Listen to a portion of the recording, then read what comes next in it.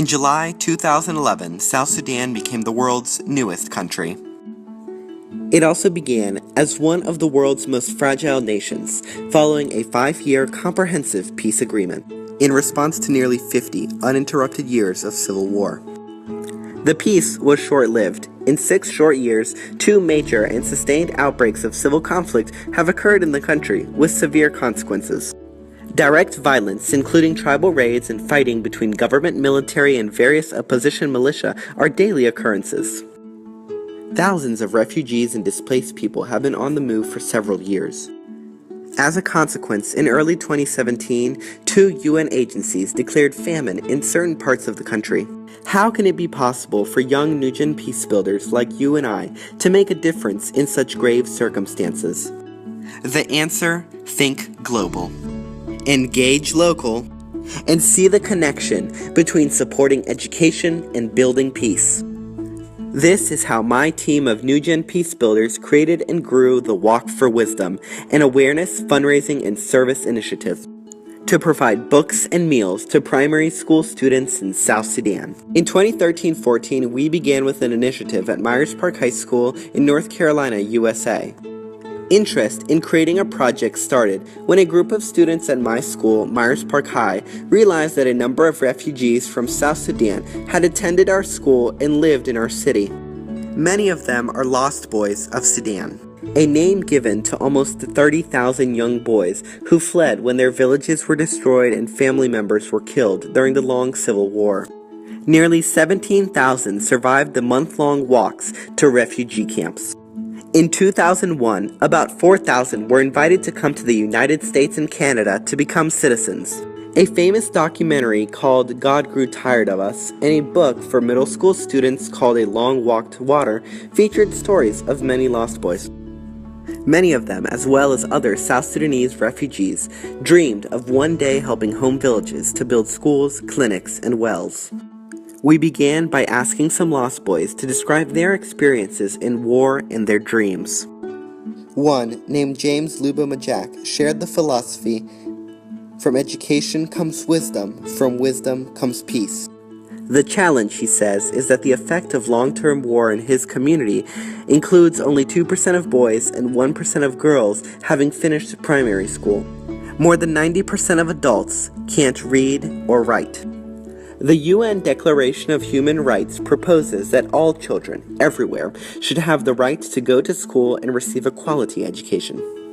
Inspired and motivated, our team of NewGen Peacebuilders set an ambitious goal. We created a plan to educate students at our school about South Sudan, as well as the power of education to overcome a culture of conflict. We invited other students to pay $3 each to walk the same distance that many students walk to go to school or collect water in South Sudan, about 3 miles.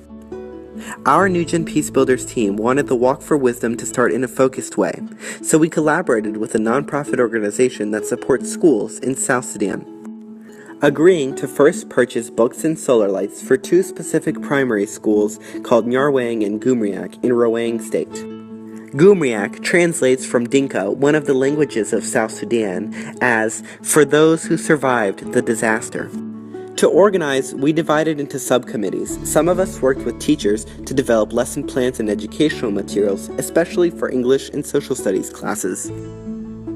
Other team members designed a large school assembly that schools could use to announce Walk for Wisdom plans. A third group of our team managed the logistics and registrations for the event.